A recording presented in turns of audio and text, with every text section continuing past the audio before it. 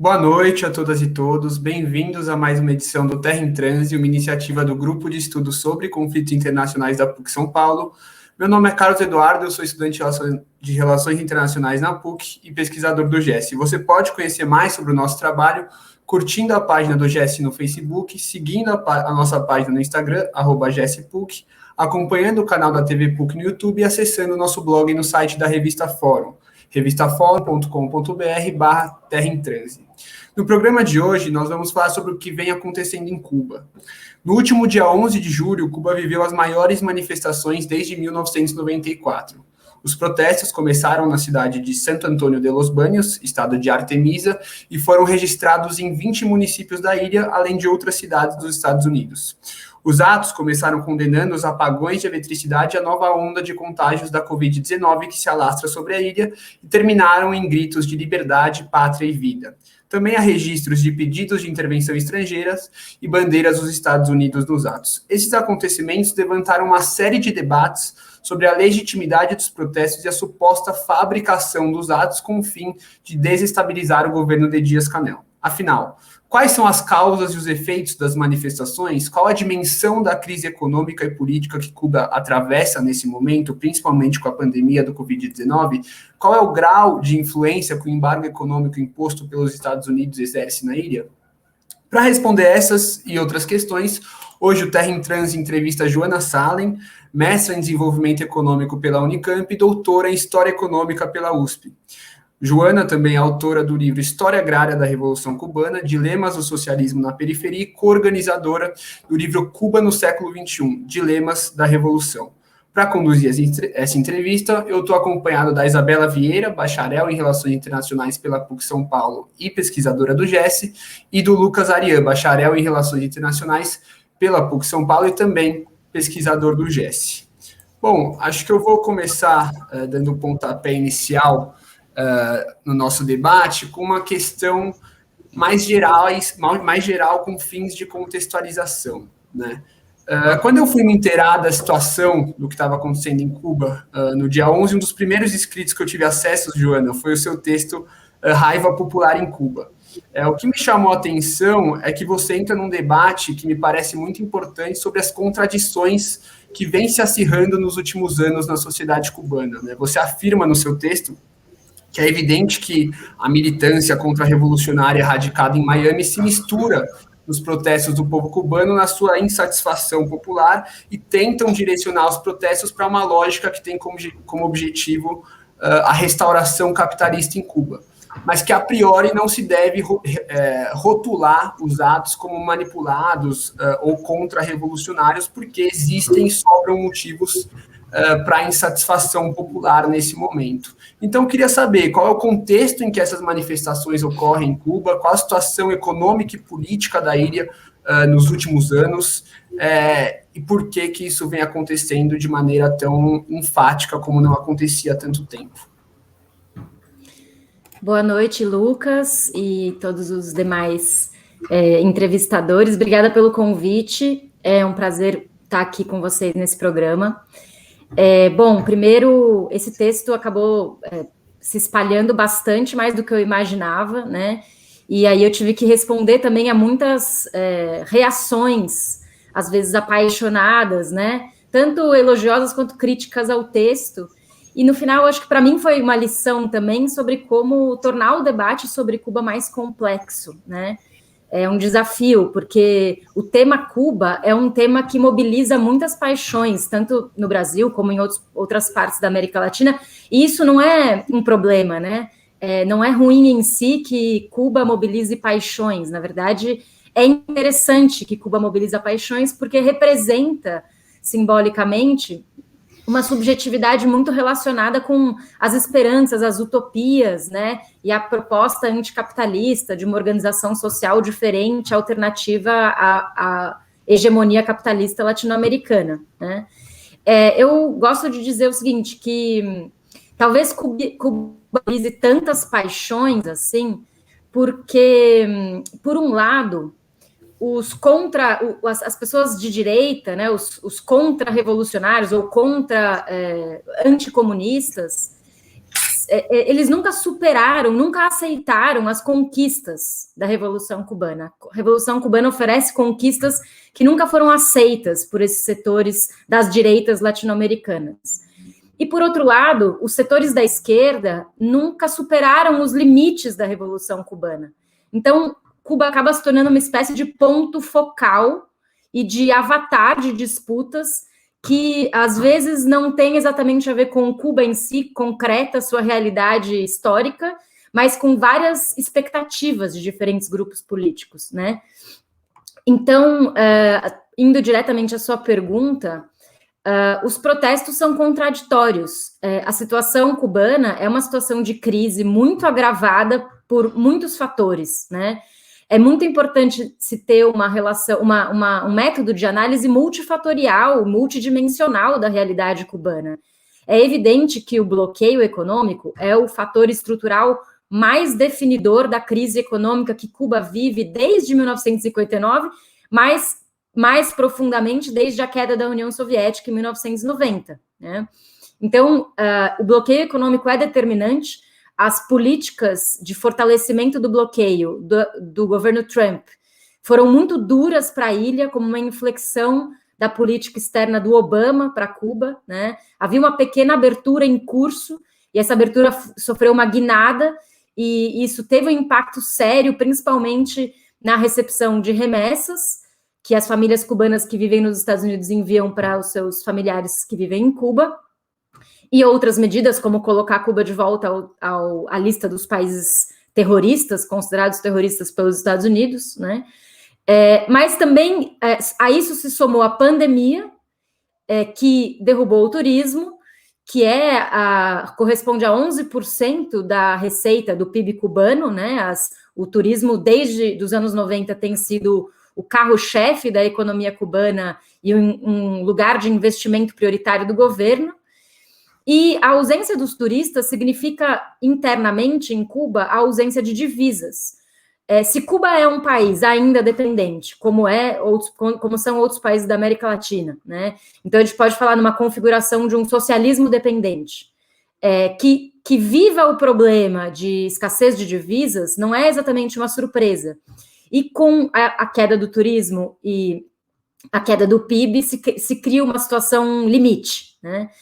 E aí, a isso tudo se somou um outro fator que é muito pouco estudado e debatido no debate público brasileiro, que é a política econômica interna da Revolução Cubana.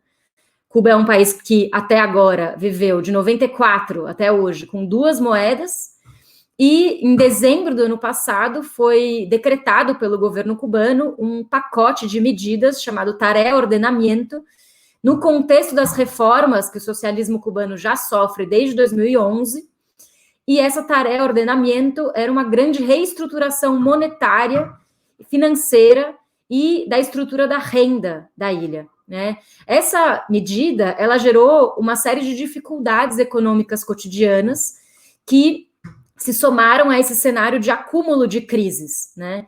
Então, o fato dos cubanos terem protestado, inclusive o próprio Díaz-Canel, no seu discurso no domingo, no dia 11 de julho, ele descreve quem eram os manifestantes com os quais ele se deparou em San Antônio de los Baños, né? Em San Antônio de los Baños foi o primeiro lugar onde houve pessoas na rua, aglomerações críticas, né, e manifestações. Era uma cidade que estava uma semana sem eletricidade. O Díaz-Canel, inclusive, quase que reproduzindo simbolicamente um gesto do Fidel Castro em 94, né? Ele foi em direção aos manifestantes pessoalmente conversar com eles, e ele diz no seu discurso de domingo que a primeira coisa que os manifestantes lhe diziam era: eu sou a favor da revolução, mas eu quero entender por que eu estou sem eletricidade há uma semana, né? Então, não adianta a gente querer carimbar os protestos de uma pura legitimidade popular absoluta, tanto quanto não é o caso de carimbar no seu contrário, né? Como todos são manipulados de Miami, estão financiados, e isso é uma revolução colorida, né? Afinal, a gente sabe que revolução colorida nunca acontece no vácuo, né? A revolução colorida acontece onde existe um terreno fértil e onde existe um conjunto de crises acumuladas sobre as quais ela pode se desenvolver. Então, essa é mais ou menos minha visão.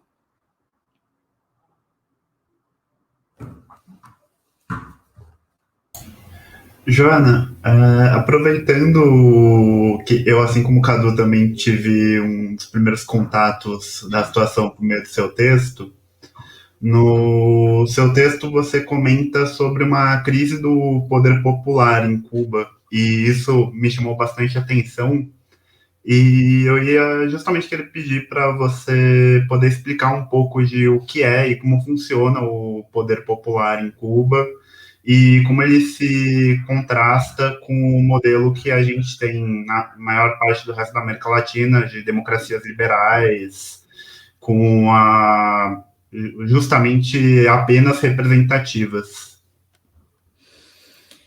É um sistema político muito diferente do nosso, por isso não é intuitivo para nós entender o sistema político cubano, né? Em primeiro lugar, lembrar que tem eleições a cada 2 anos e meio, né? Essas eleições acontecem principalmente para a Assembleia Municipal, né, do Poder Popular, e aí a cada 4 anos acontecem eleições no nível provincial, Assembleia Provincial do Poder Popular e Assembleia Nacional do Poder Popular, que é um organismo unicameral, né? É o legislativo unificado em Cuba. A Assembleia Nacional do Poder Popular que vai eleger o presidente do país a partir de uma votação indireta, né? Mas além do processo eleitoral, né, que, bom, é importante também registrar, pessoas independentes que não são parte do Partido Comunista podem participar. Não são só militantes do Partido Comunista que podem se candidatar. Então, é um sistema de partido único. O Partido Comunista, ele não é um partido exatamente representativo, ele é um partido condutor da política e da sociedade. Tem uma concepção diferente, né, que ecoa um pouco os paradigmas soviéticos, e esse sistema eleitoral pode ser, então, pode absorver pessoas que não são do Partido Comunista e as candidaturas independentes, né? No entanto, nem sempre absorve. Por exemplo, na Assembleia Nacional do Poder Popular, atualmente 96% são membros do Partido Comunista. Então, tem ali uns 4% de independentes, de pessoas que não são filiadas ao partido. Sendo que, atualmente, 7% da sociedade cubana é membro do Partido Comunista Cubano. Então, é evidente que o Partido Comunista tem uma representação mais forte do que, né, do que os independentes, né? Mas existem diversos mecanismos de organização social que foram propulsores da lógica da força política da Revolução Cubana, né? Um dos argumentos que eu tentei desenvolver rapidamente no texto é que a Revolução Cubana sobreviveu até aqui justamente porque, apesar de estar sempre em guerra ou de ser uma fortaleza sitiada, como diz o Fidel Castro, há também uma capacidade interna de organização e uma política popular que ecoa nos organismos do poder popular. Então, de certa forma, se a Revolução Cubana ainda existe até hoje, um dos principais motivos é as fortalezas internas da Revolução, né? E o que se tem desde 1990 para cá é uma nova geração que foi crescendo e experimentando a sociedade cubana socialista a partir da experiência da crise. Então, existe um corte geracional importante, existe menos engajamento nos jovens de hoje do que existia nos jovens dos anos 80, por exemplo, sempre falando de um nível de engajamento extremamente alto, né, comparado com outras sociedades. E existe uma transformação dos organismos de poder popular, de modo que eles já não se tornam sempre manifestações dos matizes sociais, das tensões da sociedade cubana, e sim mais um representante do Estado e do poder do partidos em relação à sociedade, né? Não um representante da sociedade perante o Estado, mas um representante do Estado perante a sociedade. Isso, por si só, não faz com que esses organismos percam a validade ou a sua razão de existir, mas eles têm um poder limitado, né, de leitura e absorção e dinamismo em relação aos novos sentimentos e subjetividades políticas que surgem nos últimos tempos, né, e inclusive também insatisfações econômicas e políticas.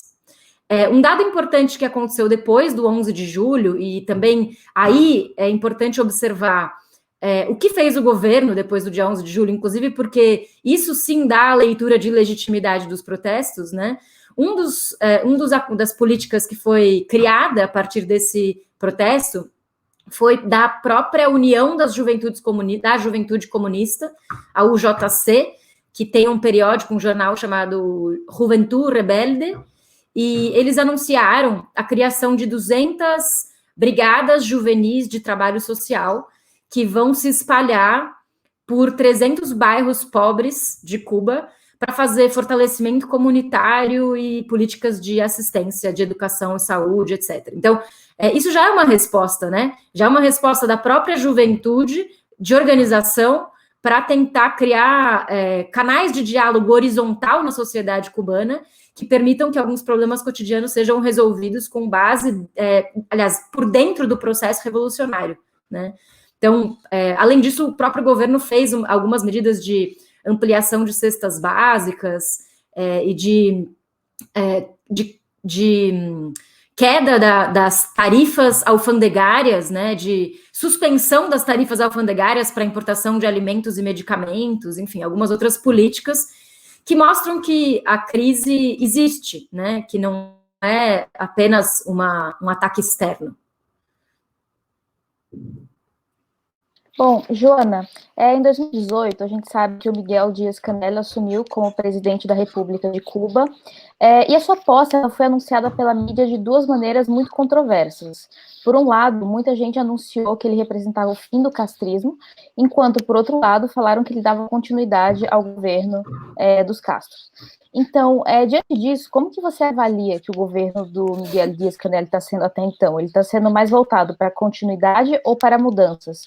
E você acredita que os atuais protestos estão ligados muito mais às atuais políticas do governo Díaz-Canel ou a um acúmulo de fatores políticos e econômicos que vem acontecendo em Cuba? Com certeza o Díaz-Canel é um processo político de continuidade, isso não há dúvidas, né? Isso é fato. Mas a continuidade, ela não é completa, justamente porque mesmo que o Díaz-Canel não queira, existe uma quebra geracional, e a geração que ele representa já não é a geração histórica dos guerrilheiros. Então, ainda que seja um câmbio de continuidade, é uma nova geração que está testando a sua legitimidade. Eu tenho a impressão, inclusive, que a leitura que os Estados Unidos e os poderes estadunidenses fazem desse momento da Revolução Cubana é de um momento de fragilidade relacionado com a ausência da geração histórica da Revolução Cubana no poder, né? Então, assim como nos anos 90, os Estados Unidos amplificaram seus ataques contra Cuba, como muito bem descreveu o Fernando Moraes naquele livro Os Últimos Soldados da Guerra Fria, em que os Estados Unidos utilizaram todos os seus recursos, métodos e ataques possíveis, acreditando que nos anos 90, sem a União Soviética, Cuba cairia de qualquer maneira, não havia possibilidade do governo se manter em pé. E a leitura estadunidense se mostrou errada, né? Tenho a impressão que esse momento, né, a falta ou a ausência que os Castro podem fazer para a constituição da legitimidade do poder da Revolução Cubana também gera uma leitura do Departamento de Estado dos Estados Unidos de que agora vai, digamos assim, né? Eles têm um objetivo constante de recuperar as propriedades perdidas, né? Tem uma questão patrimonial do ataque dos Estados Unidos contra Cuba, e também a pressão eleitoral conhecida do estado da Flórida, que representa os delegados sempre determinantes nas eleições internas dos Estados Unidos e que fazem com que esse assunto seja sempre muito sensível no pleito do estadunidense presidencial, né? Então, agora há uma fragilização do poder do Partido Comunista, principalmente por essa transição geracional. No entanto, a gente está falando de uma sociedade que tem o maior nível de coesão social de toda a América Latina, né? E a prova disso é que em 2018, ainda antes da pandemia, aliás, em fevereiro de 2019, ainda antes da pandemia, foi aprovada a nova Constituição cubana, né? Com 86% de votos favoráveis há um texto constitucional que afirma que Cuba é um Estado de direito socialista, que o socialismo é irrevogável e que, numa linha mais aberturista, diz que protestos e manifestações públicas são permitidas na ilha. Então, muitas pessoas em 11 de julho também passaram a reivindicar essa ideia que também um grupo de artistas intelectuais e trabalhadores da cultura reivindicaram no dia 27 de novembro do ano passado, diante do Ministério da Cultura, que é o direito à discrepância ou o direito à divergência nos marcos da Constituição, né? Ou seja, não é um direito à discrepância no sentido golpista, no sentido contra-revolucionário. É um direito à discrepância nos marcos da Constituição de 19, que diz que Cuba é socialista, né? Então, existe uma tensão social atualmente em Cuba que está diretamente relacionada com essa transição geracional do poder e também a transição geracional do trabalho, né? Porque quais são as formas de trabalho que se constituem hoje em relação às que se constituíam antes, né? Como a juventude se insere no mundo do trabalho cubano hoje, são formas diferentes de inserção no mundo do trabalho, né? E aí a sua outra pergunta era sobre o que mesmo? Se os protestos que acontecem atualmente são mais ligados às políticas do Díaz-Canel. Acho que é um acúmulo, sim.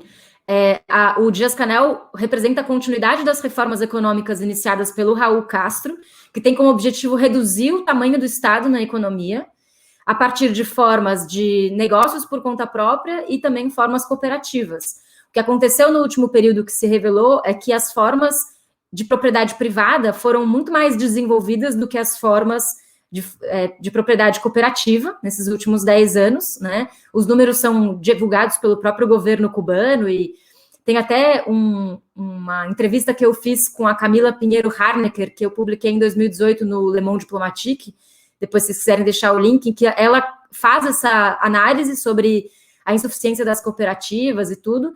E a Tarea Ordenamento, de dezembro do ano passado, que propõe a reunificação monetária, ela é uma política econômica adiada há muitos anos já.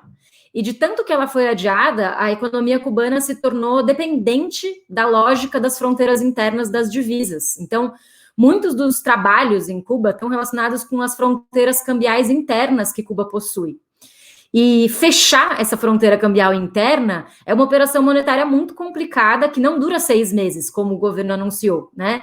Não é à toa que o governo teve que criar a moneda livremente convertível, que é como se fosse a moeda CUC, só que numa forma digital, porque a economia cubana, a vida cotidiana, já não funciona mais plenamente bem sem essa possibilidade da fronteira cambial.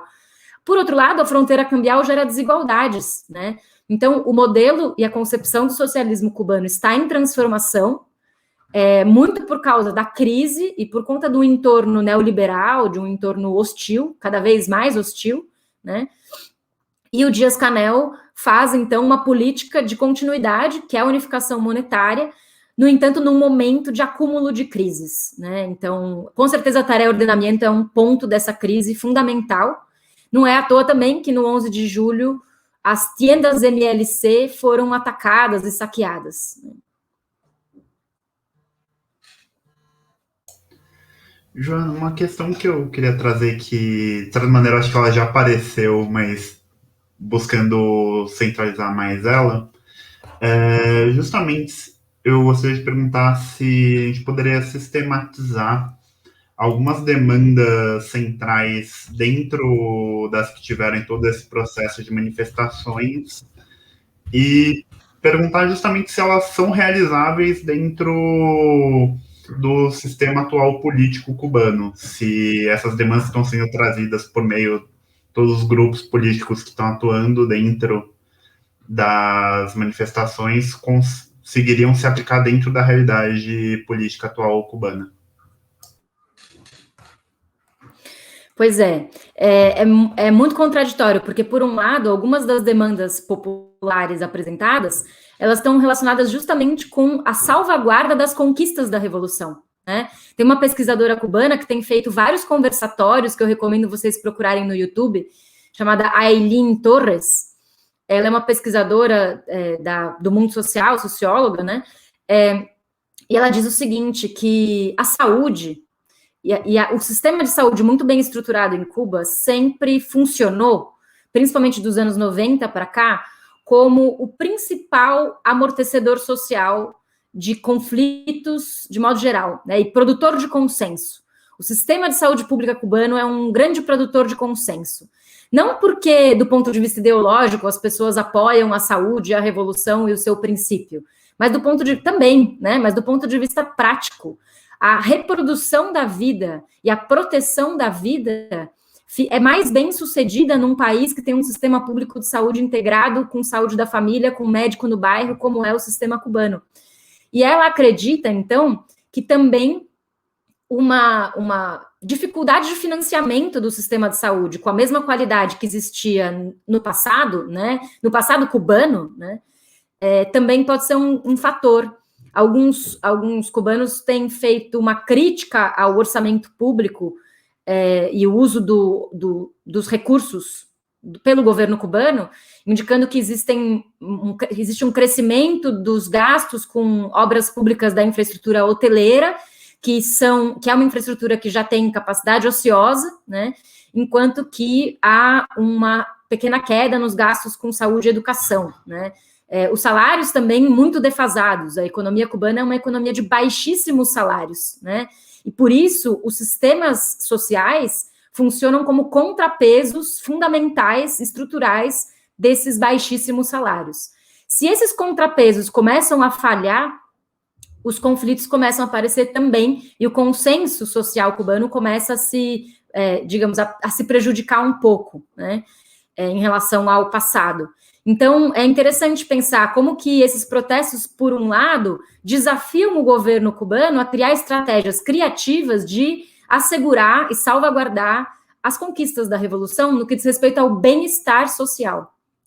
E isso é muito importante, sobretudo, entender para aqueles que acham que o protesto do dia 11 foi nada mais e nada além do que um soluço imperialista. A gente tem uma última pergunta para encerrar o programa de hoje. Este ano, pelo 29º ano consecutivo, a Assembleia Geral da ONU pediu pelo fim do embargo a Cuba, sendo que 184 dos 193 países votaram a favor dessa medida. Então, eu gostaria de saber se, na sua opinião, a viralização dos vídeos dos protestos nas redes sociais, como aconteceu nessas últimas semanas, ajudam a conscientizar sobre a importância do fim do embargo econômico em Cuba. Uhum. A política do bloqueio econômico é justamente semear a crise para colher o golpe, né? Então, os Estados Unidos produz a crise com uma mão e com a outra mão faz a guerra híbrida. Esse é o mecanismo meio básico, né? E eu tenho a impressão que, em matéria de política externa, o Biden é mais parecido com o Trump do que com o Obama, né? No caso específico da política para Cuba, né? Até agora, o Biden não revogou, não alterou as 243 medidas do Trump, que acirraram e asfixiaram Cuba ainda mais, acirrando o bloqueio, né? Não anunciou, depois dos protestos, não anunciou que vai alterar, né? Inclusive fez uma quase sarcástica declaração de Cuba precisa de uma intervenção humanitária, né?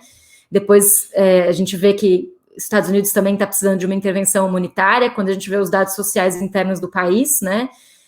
Então, eu tenho a impressão que a solidariedade internacional da Rússia, que chegou, né, logo depois do dia 11, também teve isso. Chegou uma solidariedade internacional da Rússia com 88 toneladas de alimentos e chegou um novo acordo, um novo convênio com a China, né, depois do dia 11. Então, teve ali alguma mudança de olhar e compreensão sobre a emergência cubana, né? Agora, eu sou cética em relação ao fim do bloqueio, inclusive porque a lei Helms-Burton, de 96, determina que só o Congresso nos Estados Unidos pode encerrar com o bloqueio em Cuba, né? E é difícil imaginar um Congresso que vá, né, uma composição de parlamentares que vá fazer isso, inclusive considerando que no Partido Democrata existe um certo consenso, ou pouquíssimos parlamentares são mais críticos do próprio imperialismo, né? Então, eu tenho a impressão que o bloqueio é uma medida constante, que vai perdurar.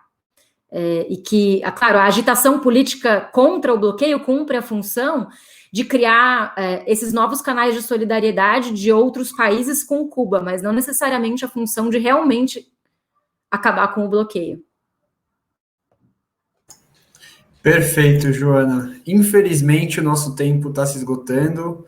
Eu queria te agradecer muito pela disponibilidade de conversar conosco sobre esse tema que, como você mesmo disse, mobiliza tantas paixões, é muito debatido, mas muitas vezes pouco estudado também, né? E eu deixo a indicação aqui para quem deseja se aprofundar mais nesse debate, o livro escrito pela Joana, resultado da sua dissertação de mestrado, A História Agrária da Revolução Cubana, publicado em 2017 pela editora Alameda, nós vamos colocar aqui nos comentários, depois na descrição, e também o livro coorganizado por ela junto ao professor Fábio Luiz Barbosa dos Santos, Cuba no século XXI, Dilemas da Revolução, publicado pela editora Elefante. Voltamos na próxima terça-feira, no mesmo horário, com mais um Terra em Transe. Muito obrigado e boa noite.